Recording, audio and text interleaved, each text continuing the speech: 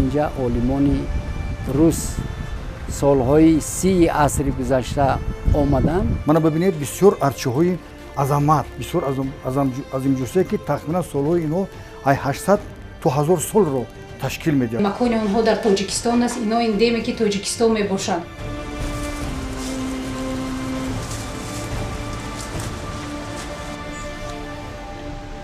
از راهی گذشتیم که از این راه البته مور گذشته است و اینجا پوست پرتافته است. مورها هستند، مورهای مثلا خزنده هستند که موری مثلا اینجا نیست، موری پیچان هستند، موری افی هستند، گورز هستند، که نمود مورها هستند.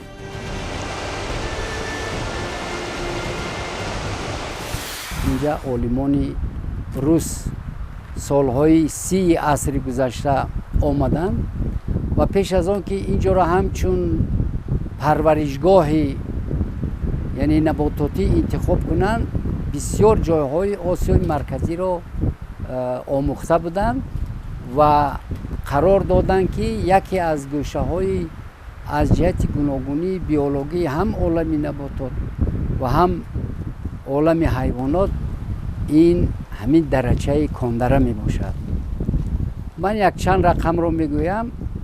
اگر که مساحتی همین پرورشگاه کاندره رو 1000 گکتار گوییم یا کمی زیادتر گوییم، در همین جا 1100 نمود رستنی ها در اینجا انکشاف می یابد،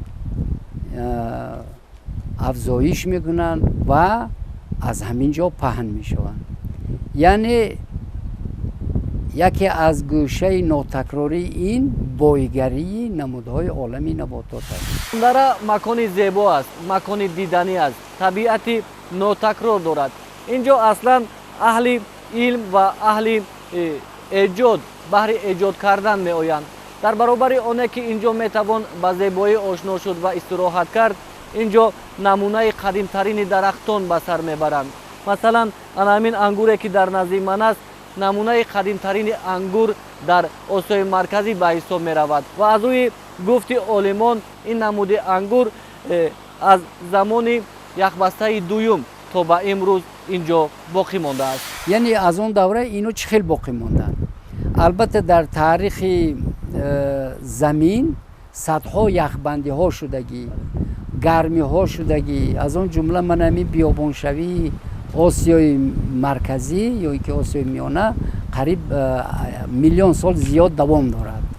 اما در دوره همین چهارم یا که دوره آنتروپوژن میگویند 4 یخبندی شدگی، یعنی دوره آدم همچون آدم پیدا شدنش، یعنی هومو ساپینس پیدا شدنش در همین دوره 4 یخبندی گذشته است و آخرین یخبندی 15-20 هزار سال پیش یعنی تمام با آخر رسید. انکو یخبندی سیوم پیش از این بود. این رستنی ها برای چی زنده ماندن؟ یعنی یخبندی از شمال آمد تا همه قطارکوه های من این حصار و درواز، این همچون یک دیواره شد. یخبندی از قطارکوه های حصار و درواز گذشتن نتوانست. انکو یخبندی سیوم و چهارم اگر گوییم 40 هزار سال تا آخرانش مثلا 15 هزار سال پیش گوییم، این قطارکوه های حصار و درواز نکمش 15-20 میلیون سال اینا عمر دارن. برای همین این قطارکوه ها همچون دیوار شدن و یخبندی تاثیر آن تا اینجا نآمد. و البته اینها به زبان علمی میگویند که یعنی گریزگاه یافتن، ریفیگیوم یعنی همین درچه های هر خیله درچه هایی که در تاجیکستان باقی ماندن، همین یک جای آرامگاه بارین، یک جای گویا که پناهگاه برین به این رسانه ها خدمت کرد. البته این رسانه ها خودشون از اون دوره نیستن، یعنی آنها زنده ماندن، تخمشون ریخت، با از تخمشون باز اولاداشون همین تا امروز آمدن و این گونه رسانه ها البته در اینجا هست. و البته در تاریخ پیدایش عالم نباتات نقش این رسانه ها خیلی مهم است. кондара яке аз кӯҳантарин пойгоҳҳои илмии академияи илмҳои ҷумҳурии тоҷикистон дар бахши омӯзиши биологӣ ба ҳисоб меравад.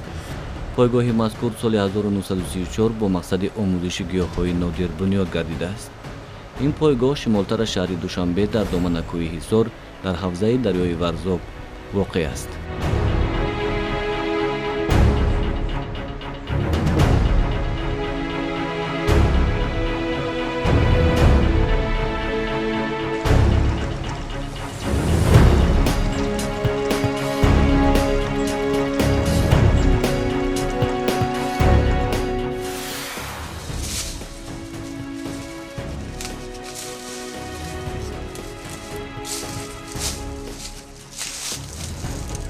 баъзе маконҳои ин дара аланин куна пур аз дарахт ҳастанд ки гузаштани инсон ғайриимкон аст, вале олимоне ки дар ин ҷо кор мекунанд, фаъолият мекунанд, бо ҳамроҳии шогирдони хеш дар ҳар мавсим ба ин макон меоянд ва дар ҳама аз минтақаҳои ин дара гардиш мекунанд, дарахтонро меомӯзанд, дигаргунии биологиро ба инобат мегиранд.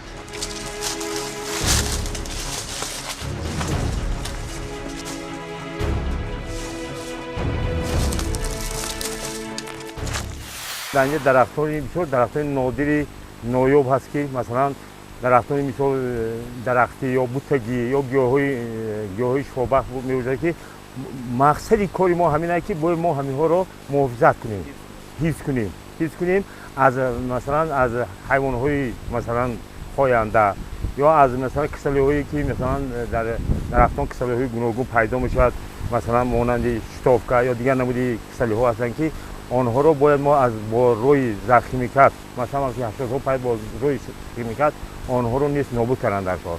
масалан дар вақте ки масалан ҳайвонҳо бояд мо дар ҳамин 1000 гектор масалан ҳайвонҳо бояд нагарданд, бояд мо алафҳои мисол гиёҳҳои ҳастанд ки дар инҷа гиёҳҳои нодир ки аз ин мисол доруҳои гуногун тайёр мекунанд, бояд аминро муҳофизат кунем, шуморашон чӣ шаванд, зиёд шаванд.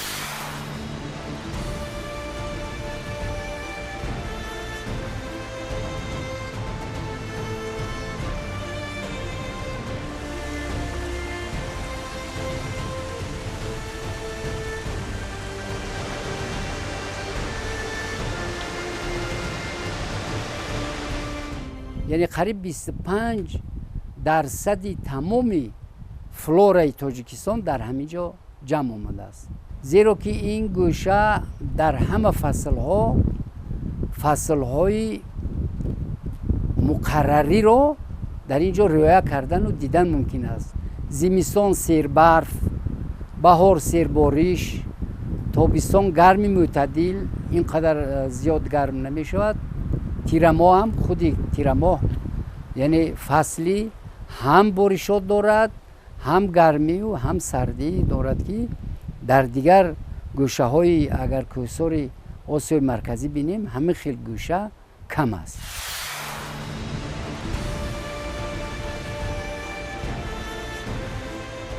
бино ба гуфти олимони академияи илмҳои ҷумҳурии тоҷикистон, дар ин бино олимони аксари давлатҳои бузургу хурд омада таҷриба омӯзӣ мекунанд ва аз солҳои собиқ иттиҳод то ба имрӯз кондара яке аз маконҳои асосии омӯзиши биологӣ дониста мешавад. аз рӯи ҳаҷм ва масоҳат инҷо беш аз 100 га яъне ки 100 гектар масоҳат дорад ва ҳар қадар боло меравӣ табиат дигар мешавад, фазо дигар мешавад, ҳаво дигар мешавад. яъне инҷо яке аз маконҳои хуби диданӣ, омӯзишӣ ва истироҳат аст. дар ин доманакӯҳи нодир зиёда аз 1000 намуди растаниҳои гулдор, лучтухмон ва растаниҳои хокдор мерӯянд ки беш аз 25% флораи тоҷикистонро ташкил медиҳанд. ногуфта намонад ки беш аз 20 намуди ин растаниҳо танҳо дар тоҷикистон мерӯянд.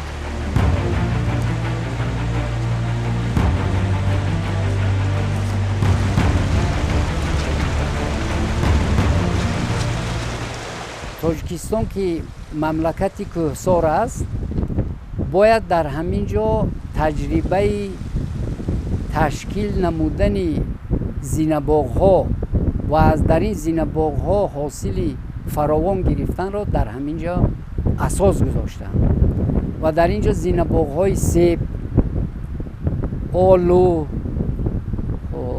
чормағз و دیگر میوه ها رو در اینجا پروریدن و علاقه سالهای 60 در کتاب های در مجموع اثرهاشون چاپ کردن که در تاجیکستان در دامنکوها ممکن است که زینه‌باغ های صنعی را تشکیل کنیم. یعنی اگر که ما 2-3 عصر پیش اگر نظر اندازیم همین دامنکوهای تاجیکستان پر از درختزار بودن. مثلا اگر از راه دوشنبه به سوی نورک و از نورک به طرف کولاب روان شویم در همین دامنکوها بیش از هزارانی انبوه پیستزار و بادامزار بودند 200-300 سال پیش که از انبوه آنها خودی از روی روایت ها اسب سواران یکدیگرشون نمی دیدن. اکنون در بین 100-200 سال اخیر از این درختزاران نمونه های کم مانده است، بیشتر جاها لوت شده است و البته انا همین مقصد که در همین کندره در یعنی خمگشتی کوهی که از طرف راست ما هست زینه‌باغ ها را تشکیل کردن اثبات شد که در تمام دامنکوهای تاجیکستان ما زینه‌باغ ها را تشکیل کردن میتونیم. در کارهای علمی تحقیقاتی پایگاه نباتات کوهی ورزاب یعنی کندره، آموزش تغییرپذیری داخل نمودی رسانه‌های درختی و بوتگی، اینچنین میکروتاکسون‌ها مکان مخصوص اشغال می‌نمایند. با این گونه تحقیقات آموزش‌های یکچند ساله شفق‌آور آید به درختان خودروی سیب، انگور، چهارمغز، نوک و بادام بخشیده شدند. نتیجه های تحقیقات ها نشان می دهند که در بسیار حالت ها حدود تفاوتی عمیق را در بین رستنی های یابایی و پرورش شونده دریافت نمودن ممکن است. این امکان پذیری چنین خلاصه علمی را داد که درختان پرورش شونده در شرایط کوهسار اساساً در مکان جاگیرشوی شکل های یابایی آنها با مدنی کنانی خودی آنها پیدا شدند. از این سبب عالمان کوههای پامیر و آلای را یکی از مرکزهای جهانی پیدایش رسانه‌های مدنی از جمله درختان میوه دهنده نامیدند و در حقیقت هم چنین است. عالمان میگویند که با مقصد رشد این حالت باید که این مکانها از حساب آب باران آبیاری کرده شوند و در این زمینه کندن خطهای مخصوص که میتواند آب باران را برای درختان حفظ نماید لازم است. سالهای پیش در دیگر منطقه‌های تاجیکستان این کارگزاری کرده میشد. در اینجا ارچه‌دارهایی هستند که مثال تا 1000 سال عمر دارند. ارچه‌هایی هستند، ارچه‌های طبیعی، مثلا فرگ است، مثلا ارغی است، بید است و دیگر نوع توغ‌های مثال با تاجیکستان توغ داریم ما در اینجا هست. سیب‌های مثال سیب‌ها هستند، سیب‌های محلی هستند که یا انگورهایی هستند که در انگوری هستند که در کندره مانند در قریب گوییم در جهان هم پیدایش همه انگورهای جهان از همین کندره پیدا شده. چون همین انگورهای نادر دارد. باید همین ها ما چیکار کنیم؟ رنگ گوهری چشم آنها رو محافظت کنیم، نگاه و بین کنیم. مقصد کاری همین اگرام همین است.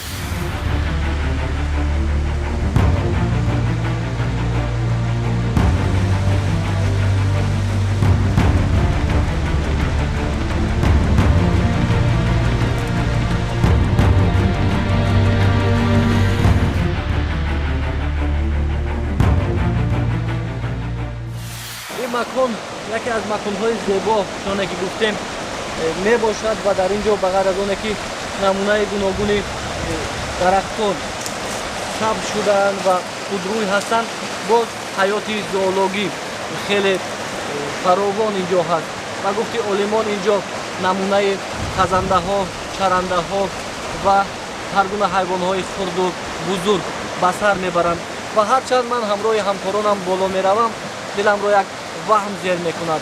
زیرا از آن میترسم که در این گرمی از نزد ما یگان نمود خزنده بزرگ نبراید. مرغ‌ها هستند، مرغ‌های مثلا خزنده ها هستند که موری مثلا اکنون اینجا نیستن، موری پیچان هستند، موری افی هستند، گرز هستند، همین نمود مرغ‌ها هستند. مثلا موری کبر در اینجا نیستن، همین مرغ‌ها هستند، نمود مرغ‌ها هستند.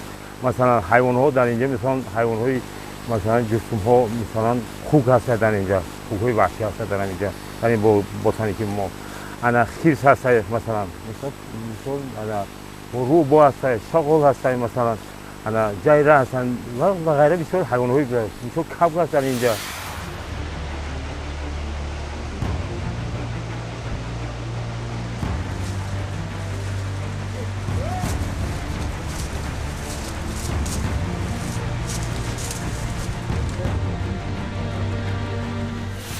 اینی انا همین سفر از اون میترسیدم که از پیشمون اگه اون خزنده به مثل مور نبروید، ولی چون که شما میبینید ما از راهی گذشتیم که از این راه البته مور گذشته است و اینجا پوست پرتوفته است. همین پوستی که در دستی من است پوست مور است و اروی گفتی اولیمون مور پیچون است که در این منطقه بسیار دیده می شود.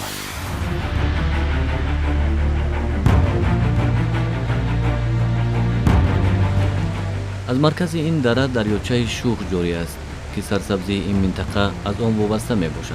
آب این دریاچه صاف و شیرین است.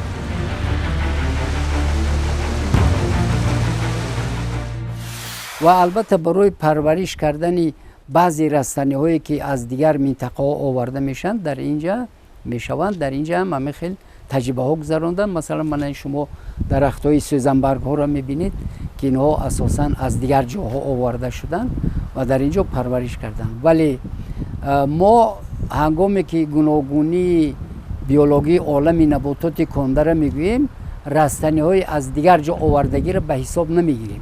یعنی 1100 نمود رستنی هایی که در طبیعتی همین در همین درچه کندره میرویند در طبیعتش. و اگر ما حاضر با من همین وارد شویم، اگر آثارخانه همین پرورشگاه کنده را وارد شویم، شما نمونه های این رستنی و درخت های در کندره میرویدگی رو میبینید. از اون جمله رستنی های اندمیکی و در کتاب سرخ وارد گشته که خیلی زیاد هستند و این در آن شهادت میدهد که حالا آموزش گوناگونی عالم نباتات و حیوانات کندره به اتمام نرسیده است. با مقصد حفظ و گرامی داشتن فعالیت همکاران در این دره آثارخانه کنده را بنا یافته است که اینجا از نخستین همکاری های عالمان تاجیک و روسیه همزمان همکاری آنها با عالمان دیگر کشورهای سابق اتحاد کتاب ها و رسم ها به نمایش گذاشته شده اند.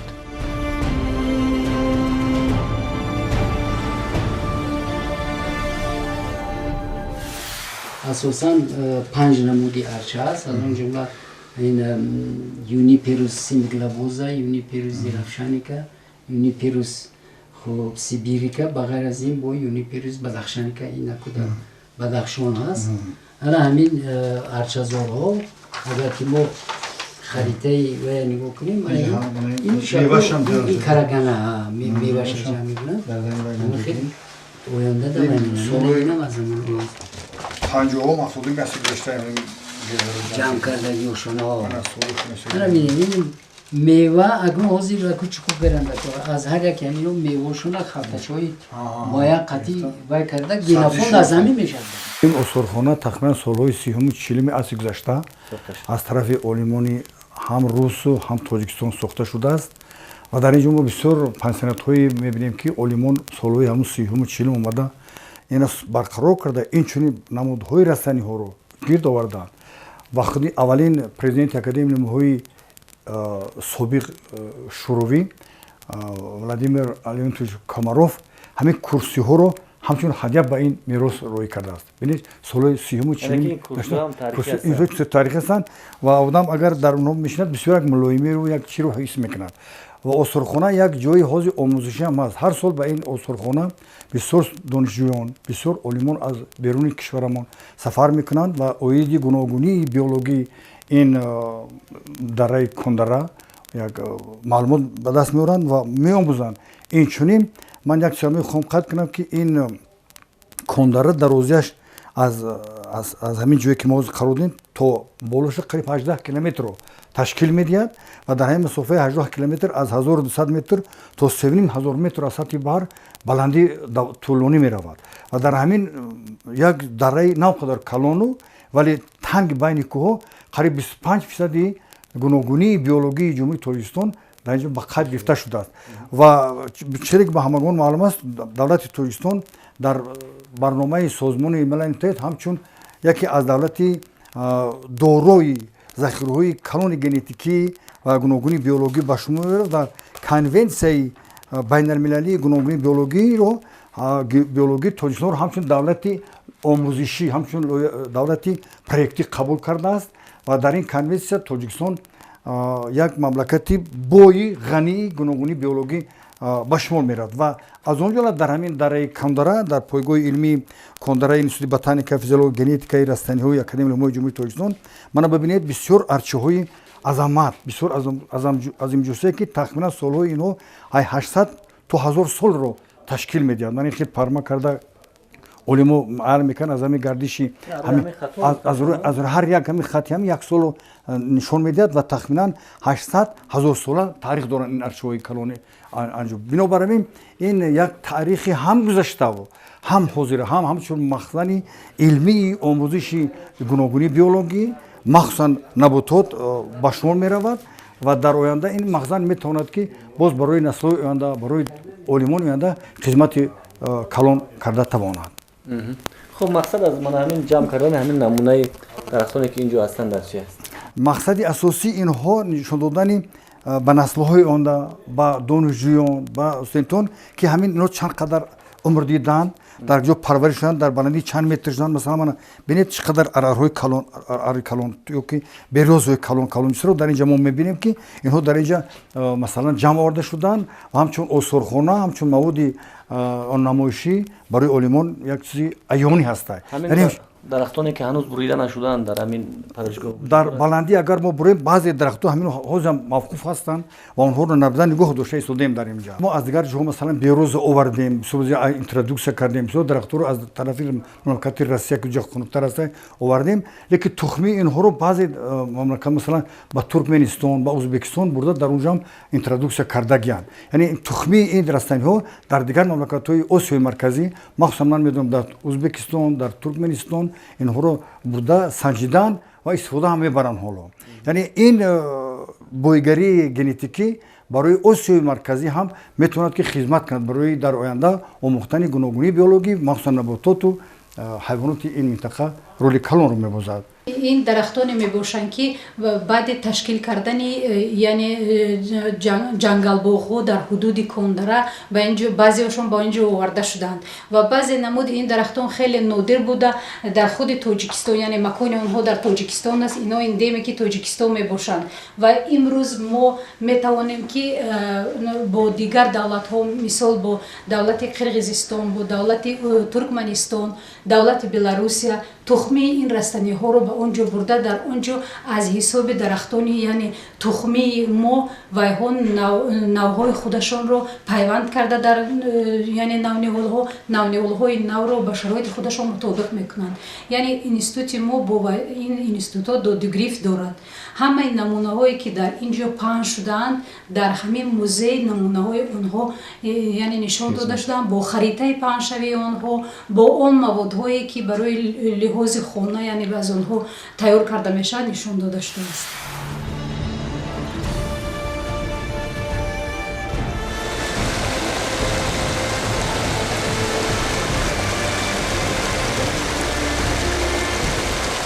بینندگان عزیز امروز ما از همین مکان کندره که یکی از مکان‌های آموزشی بیولوژی در تاجیکستان جای دارد دیدن کردیم و همین درایی که شما می‌بینید تا به آخر پر از نمونه گوناگونی درختان میوه‌دهنده از قبیل چهارمغز، بیهی، سیب، نوک و دیگر نمود میوه‌ها هست که از قدیم‌ترین هنگام به طرز خودرو اینجا رستند و تا به امروز به سر میبرند. یعنی که اینجا یکی از مکان‌های دیدنی است و با شما پیشنهاد می‌نماییم که اگر توان دارید به این مکان بیایید این مکان رو ببینید و از فعالیت عالمان بیولوژی که در اینجا زحمت میکشند آشنا شوید زیرا این مکان اونقدر هم دور نیست در 31 کیلومتری ноҳияи варзоб ҷой дорад.